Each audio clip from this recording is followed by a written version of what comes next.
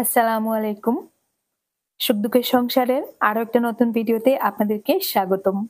কাছের দূরের দেশ এবং দেশের বাইরের যে যেখান থেকে আমার ভিডিওটি দেখছেন আশা করি আল্লাহর রহমতে আপনারা সবাই ভালো আছেন। আমরাও ভালো আছি আলহামদুলিল্লাহ।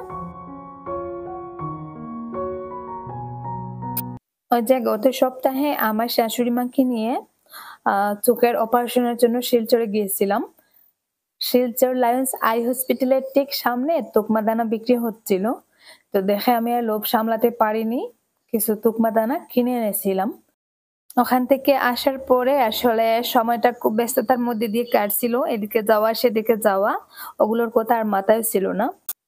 আজকে হঠাৎ মাথায় এলো, তাই আমি এখানে ২-৩ টা কৌটো নিয়েছি। কৌটোতে ভাবলাম ওগুলো ভরে রাখি। আর সবকটা আমার লাগবে না। একটা কৌটো আমার বাবাকে দিয়ে দিব। আমার বাবাও তুকমা দানা পছন্দ করেন। আর তুকমা দানার যেহেতু অনেকটা উপকারিতাও আছে, ওর জন্য আরকি একটু বেশি করে কিনে এনেছি। স্পেশালি বাবার কথাটা মাথায় রেখেই এনেছি। তো ২ টাতে ভরে রাখতেছি। একটা নিজের জন্য রাখবো, একটা বাবাকে দিয়ে দিব।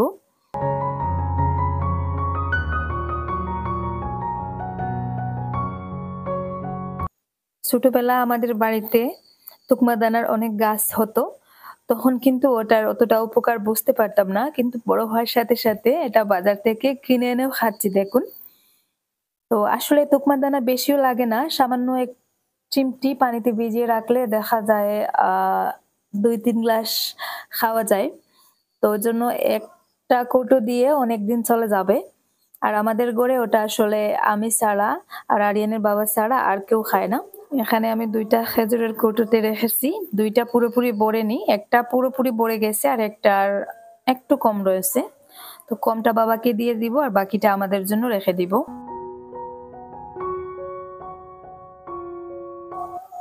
গাছের মধ্যে দেখুন একটা কলার মোচা হয়েছে বা তুর, কলার তুর। আমরা কিন্তু তুরই বলি সিলেটিরা। তো ওটা আসলে কাটতে এসেছি, জানি না কাটতে পারবো কিনা। একটা চেয়ারে উঠে কাটার চেষ্টা করতেছি। তো কোনোভাবেই কাটা যাচ্ছে না। আর গড়ে আসলে কাঁচিও ছিল না। একটা হাতুদা দিয়ে কাটার চেষ্টা করতেছি।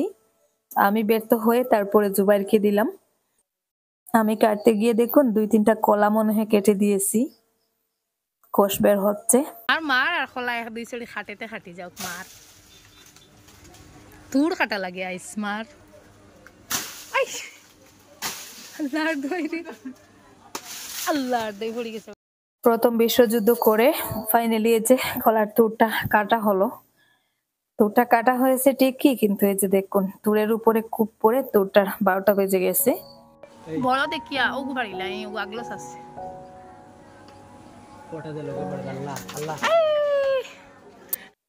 কয়েকদিন কলার তুর বাজি করে খাওয়া হয়েছে।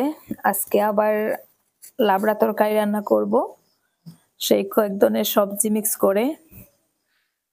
তো আমাদের সিলেটিদের খুবই জনপ্রিয় একটা সবজি, মানে তরকারি, লাবড়া তরকারি। তো আমরা আসলে ওটাই বেশি পছন্দ করি। কলার তুর হাতে পেলে সবার আগে ওই লাবড়া তরকারির কথাই মাথায় আসে। তো গাছ থেকে প্রথম একটা পেঁপে পারলাম, দেখা গেল পেঁপেটা একটু একটু পেকে যাচ্ছে। তো ওটা রেখে দিলাম। তারপরে আরেকটা পেঁপে পাড়তে গিয়ে দেখুন মাটিতে পড়ে ফেটে গেছে। তো পেঁপেটা ভালো করে ধুয়ে এখন আমি ২-৩ ধরনের সবজি একসাথে নিয়েছি। সবজিগুলো কেটে নিব। খুব ছোট্ট একটা ভিডিও আপনাদের সাথে শেয়ার করেছি। আশা করি ভিডিওটা আপনাদের কাছে ভালো লাগবে। তাই রিকোয়েস্ট করব স্কিপ না করে ভিডিওতে একটা লাইক দিয়ে শেষ পর্যন্ত দেখতে থাকুন। আর সেই সাথে আরো একটা রিকোয়েস্ট, যারা আজকে আমার চ্যানেলে নতুন, চ্যানেলটাকে এখনো সাবস্ক্রাইব করেননি, প্লিজ চ্যানেলটাকে সাবস্ক্রাইব করে দিবেন। তো সাবস্ক্রাইবের কথা বলতে আমার আরো একটা জিনিস মাথায় চলে এলো। বেশ কয়েকদিন থেকে আপনাদেরকে বলবো ভাবছিলাম, কিন্তু বলা হয় নাই। তো আসলে আমার চ্যানেলটা দেখতে পাচ্ছেন দিন, দিন খুব বেশি ডাউন হয়ে যাচ্ছে। তার আরো একটা কারণ আছে। আমার পুরনো সাবস্ক্রাইবার যারা, তারা আমার ভিডিওটা পান না বা তাদের কাছে ভিডিওটা পৌঁছায় না। তো যাদের কাছে আমার ভিডিও নোটিফিকেশন যায় না, আর সেরকম কেউ যদি আমার ভিডিও দেখে থাকেন, তাহলে একটা জিনিস করবেন, আমার চ্যানেলটাকে আনসাবস্ক্রাইব করে ২ মিনিট বা ১ মিনিট পরে আবার চ্যানেলটাকে নতুন করে সাবস্ক্রাইব করে নিবেন। এতে করে সমস্যাটা চলে যাবে।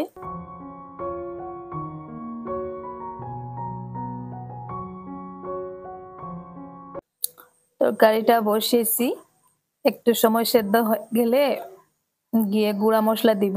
এখন আপাতত তরকারিটা একটু সেদ্ধ হতে থাক। তো ওই তরকারিটা আমি অনেকবার শেয়ার করেছি, তাই আর রান্নাটা আজকে শেয়ার করতেছি না। তার মধ্যে দিয়ে আমি চলে এসেছি বাগানে একটু কাজ করার জন্য। তো আসলে বাগান বলতে তেমন কোনো আহামরি বাগান না, আমার ছোট্ট একটা বাগান, টুকটাক সবজির গাছ আছে। তো এবছর তেমন কিছু লাগানো হয় নাই, সেই প্রথম থেকে কিছু বেগুনের, 12 মাসি বেগুনের চারা লাগিয়েছিলাম। তো চারাগুলো লাগিয়েছি, মোটামুটি যত্ন করেছি, তবে অতটাও করা হয়নি।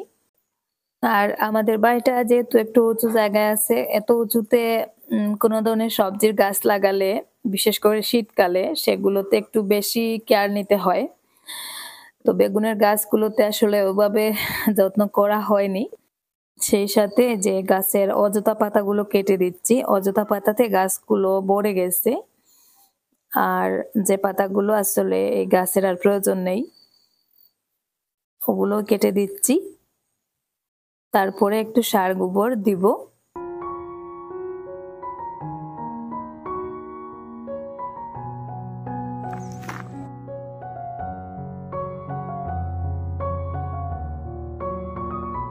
গোবরগুলো কিনে এনে এখানে রাখা হয়েছিল, ওই জায়গায় গোবরটা শুকিয়ে গেছে, আলাদা করে শুকোতে হচ্ছে না।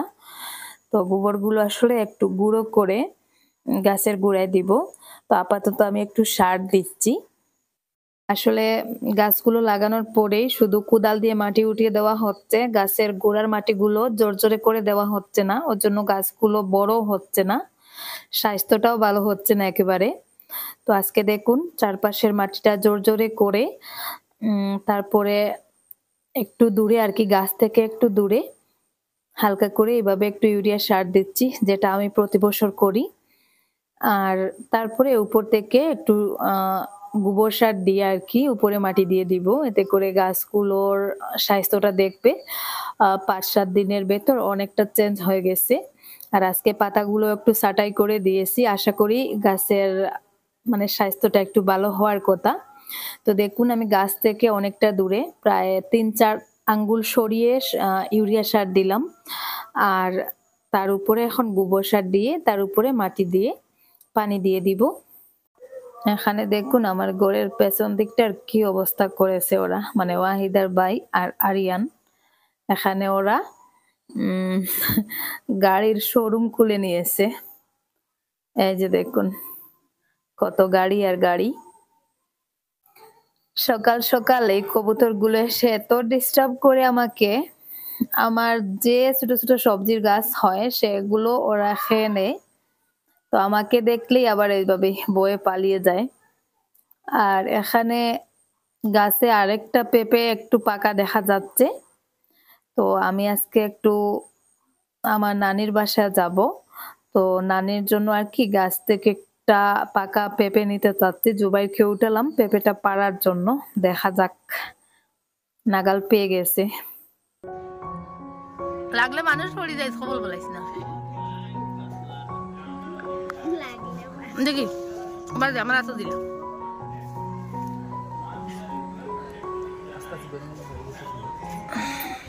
দেখুন পেঁপেটার অর্ধেকটা পেকে গেছে, একদিন করে রাখলে ওটা পুরোপুরি পেকে যাবে। অনেক বড় সাইজের একটা পেঁপে।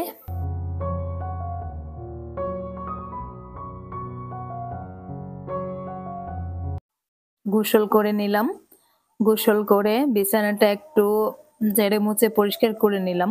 আমার পাটির নিচে একটা মোটা আর কি বিছানার চাদর পেতে তার নিচে তোশকটা রাখি, যাতে ধুলাবালু পড়লে তোশক পর্যন্ত চলে না যায়। সেটা তুলে একটু জেরে বালিগুলো ফেললাম। কয়েকদিন হয়ে গেছে ওটা পরিষ্কার করা হয়নি, দেখা গেছে কিছু ধুলাবালু জমে গেছে, ওটা পরিষ্কার করে আবারও বিছানাটা পাতলাম, সেই সাথে বালিশের কভারগুলো চেঞ্জ করে নিলাম। এখনো দিনের বেলা হালকা হালকা গরম থাকে, তাই পাটিটা আপাতত রেখে দিয়েছি। তারপরে দেখুন ওয়াহিদার বাইকে নিয়ে আজকে জুবাইর যাচ্ছে ওয়াহিদাদের বাসায়।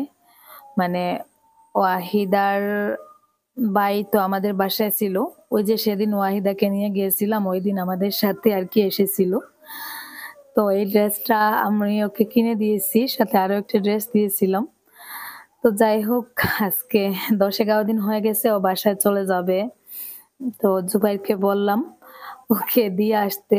জুবাইর ওকে নিয়ে গেল আর আমি চলে এসেছি রান্নাঘরে। এখন টুকটাক রান্নাবান্না করব। তো আমার এখানে একটা স্পেশাল জিনিস দেখুন, ফ্রাই প্যানের তেলের মধ্যে গাছের মানে রান্নাঘরের জানলার পেছন দিকের গাছের পাতাগুলো সুন্দরভাবে বেসে যায়। ঠিক আয়নায় যেভাবে আমরা মুখ দেখি তেলের মধ্যেও মানে ওই গাছের পাতাগুলো সুন্দরভাবে বেসে ওঠে।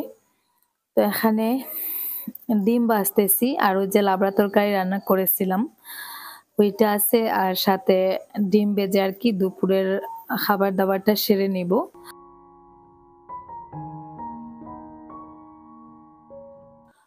গত পরশুদিনের একটা ভিডিওতে আমার একজন প্রিয় আপু কমেন্ট করেছেন, "আপু দিনে, দিনে তোমার ভিউজ এত বেশি কমে যাচ্ছে কেন?"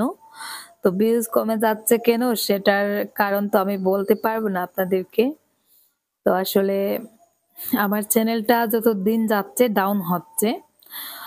ওটা কেন হচ্ছে আসলে আমি বুঝতে পারতেছি না। হয়তো আগের মতন ইউটিউবে সময় দিতে পারি না তাই।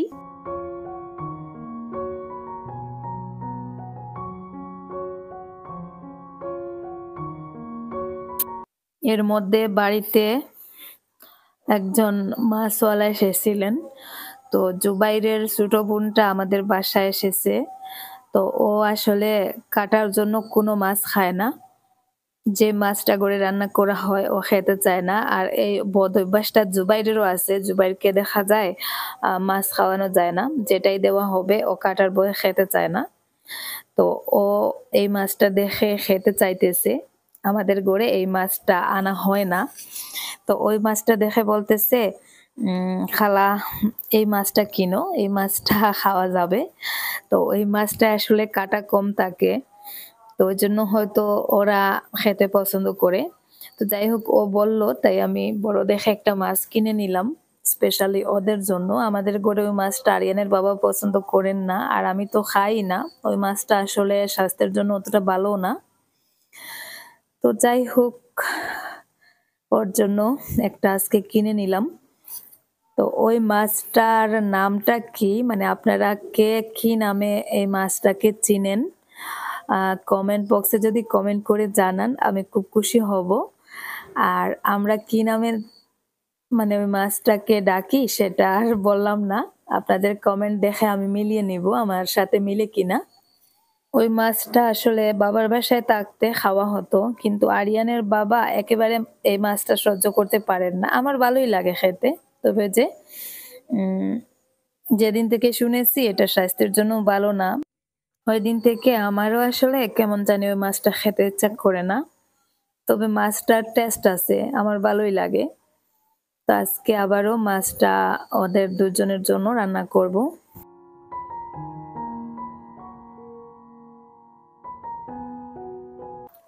তো ওটা আসলে বিকালের ভিডিও ফুটেজ। দুপুরের খাওয়া-দাওয়া শেষ করে আরিয়ান, আমি আর আরিয়ানের বাবা একটু নানিকে দেখার জন্য আরকি বেরিয়েছি। আমার নানি। তো আমার নানির শাশুড়ি নেই। আর এখানে আবার ভিডিওতে আপনারা ওয়াহিদার ভাইকে দেখতে পাচ্ছেন। ওটা আসলে ওয়াহিদার ভাই যাওয়ার আগের দিনের ভিডিও ফুটেজ। আমি আসলে ভিডিওগুলো একটু সিরিয়ালে শেয়ার করেছি। তাই মানে আগের দিনের ভিডিও ফুটেজটা পেছনে দিয়েছি। তো ওই যে গাছ থেকে একটা পেঁপে পেড়েছিলাম ওটা নানির জন্য নিচ্ছি। জানি না নানি খেতে পারবেন কিনা, কারণ আমার নানি গত কয়েকদিন থেকে অনেকটাই অসুস্থ ছিলেন। মা, খালা সবাই মিলে মানে উনাকে দেখছিলেন। তো আমার খালাতো বোনেরা এক, এক করে সবাই আসছে, যাচ্ছে। আর আমার বাসায় আমার শ্বশুর শাশুড়ি মা থাকায় মানে ওদেরকে আর রেখে আমি যেতে পারছিলাম না। তো আজকে ভাবলাম চলে যাই। গতকালকে যাওয়ার কথা ছিল। তো যাই হোক ওইদিন আর যাওয়া হয়নি। আজকে যাচ্ছি। জানি না গিয়ে নানির অবস্থা কতটা কি দেখতে পাবো। আর দিনের বেলা আসলে চাইলেও যেতে পারতাম, কিন্তু আরিয়ানের বাবা যাবেন ওর জন্য আরকি আমি বিকালের জন্য অপেক্ষা করি। আর বিকালে দেখা যায় আরিয়ানের বাবার একটা না একটা সমস্যা পড়ে যায়। ওইদিন ওর জন্য আরকি ২-৩ দিন থেকে ডেট ঠিক করে তারপরে আর যাওয়া হয় না। গতকালকে শাশুড়ির বাড়িতে গিয়েছিলাম, ওর জন্য যাওয়া হয়নি। তো যাই হোক, দেখুন ফাইনালি নানির বাড়ির কাছের বাজারে চলে এসেছি। আরো 5 মিনিট গেলে নানির বাড়িতে পৌঁছে যাব।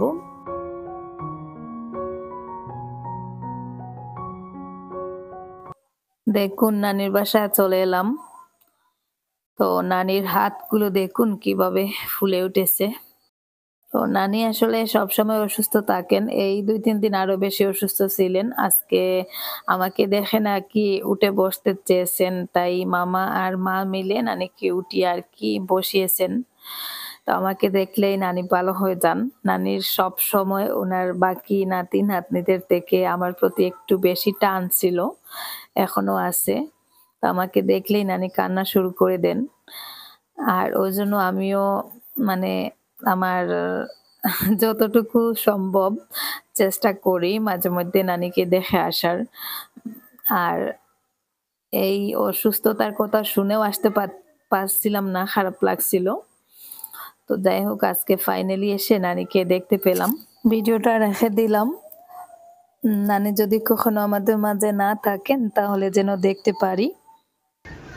কই আর যাইতাম কি গাড়ি এলা আইছে আইছে হুম গাড়ি হয়ে আইছে হয় যাও আল্লাহ রাহলা আল্লাহ রাহলা বলে দোয়া করি আমার হ্যাঁ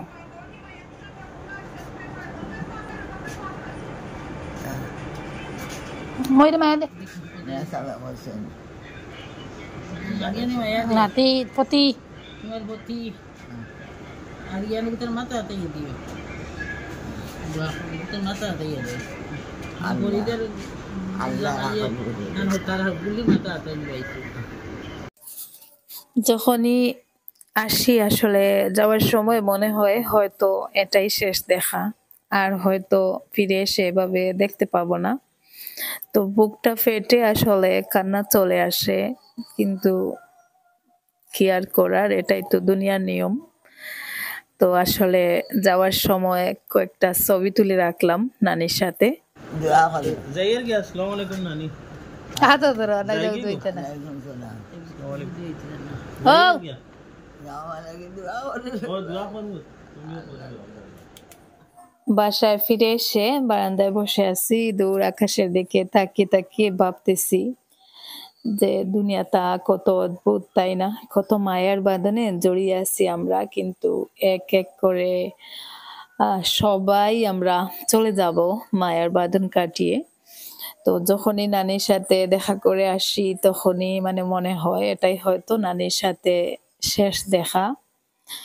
তো তারপরে যখন আরো একবার দেখতে পাই তখন মনে হয় আল্লাহ অনেকটা সৌভাগ্য দিয়েছেন। দুনিয়া আসলে আমার শ্বশুর শাশুড়ি মা, মা বাবা, তারপরে নানি, তো মোটামুটি সব নিয়ামত আল্লাহ দিয়েছিলেন, কিন্তু আবারও সময় চলে আসতেছে হয়তো এক এক নিয়ামত এক এক সময় করে আল্লাহ এভাবেই নিয়ে যাবেন। তো এই কথাগুলো আসলে ভাবতে গিয়ে বুকটা ফেটে ওঠে, কিন্তু কি আর করার, এটাই দুনিয়ার নিয়ম। তো সবাই দোয়া করবেন আমার বাবা মা শ্বশুর শাশুড়ি, স্পেশালি নানির জন্য। তো আসলে আপনজনদের জন্য কিছুই করতে পারি না, তবে নানির কাছে যখনই যাই নানি আমাকে একটা কথা বলেন যে পালে আমাকে 200 বা 300 টাকা দিয়ে যা, আমি একটা খতম পড়াবো। তো আসলে কথাগুলো শোনার পর খুব বেশি কষ্ট লাগে। তো আমার মামা তো প্রতিদিনের রোজগারি, তো এখন নানিকে দেখাশোনার জন্য আসলে যেতেও পারেন না। আর নানিকে দেখতে আবার খালা মা সবাই মোটামুটি এখানে আসেন, যাওয়া আসা করেন। তো মামা দেখা যায় একদিন গেলে আরেকদিন যেতে পারেন না, ওনাদের পরিবারের অবস্থাও খারাপ। তো আসলে এক্সট্রা আর ওইভাবে খতম পড়ানো হয় না। তো নানি আবার সবসময় এখনো ওই অবস্থায় কিন্তু নানি নামাজ পড়েন আর কোরআন তেলাওয়াত করতে পারেন না, ওর জন্য আমাকে বলছিলেন যে আমাকে কিছু টাকা দিয়ে দাও। আমি আসলে এমনিতেও দেই, তো এমনিতেই দেই আর কি ঔষধের জন্য। তো আজকে মানে নানি আমাকে বলছিলেন যে আমি এক খতম কোরআন তেলাওয়াত করাবো, আমাকে কিছু টাকা দিয়ে যা। তো আসলে মনে হচ্ছিল আমার কাছে যা আছে সবটা নানিকে দিয়ে দিই, কারণ নানি আমার জীবনের খুবই গুরুত্বপূর্ণ একজন মানুষ। আর এভাবেই যখন নিজের আপনজন, একেবারে কাছের মানুষজন যাদের প্রয়োজনে আমার নিজের রোজগার করা টাকা থেকে কিছু টাকা নির্দ্বিধায় হাতে তুলে দিতে পারি, আসলে বেশ ভালোই লাগে। আর ওই সময় মনে হয় যে নিজে যেটাই হোক একটা করতে পারতেছি। তো ওর জন্য আসলে আমার পাশের মানুষগুলোর ছোট, ছোট এই ইচ্ছা আশাগুলো পূরণ করতে পারি। আর সেটাও সম্ভব হয় আপনাদের সবার ভালোবাসা এবং সাপোর্টে। আর সেই সাথে আল্লাহ তাআলার অশেষ রহমতে। তো যাই হোক, সবাই এভাবেই ভালোবেসে আমার পাশে থাকবেন। আর আজকের মতো এই পর্যন্ত। সবাই ভালো থাকুন, সুস্থ থাকুন। আবারও বলছি, আমার নানির জন্য দোয়া করবেন। উনি যেন দুনিয়া ছেড়ে যাওয়ার সময় মান নিয়ে যেতে পারেন। আর আজকের মতো এই পর্যন্ত। আল্লাহ হাফিজ। আসসালামু আলাইকুম।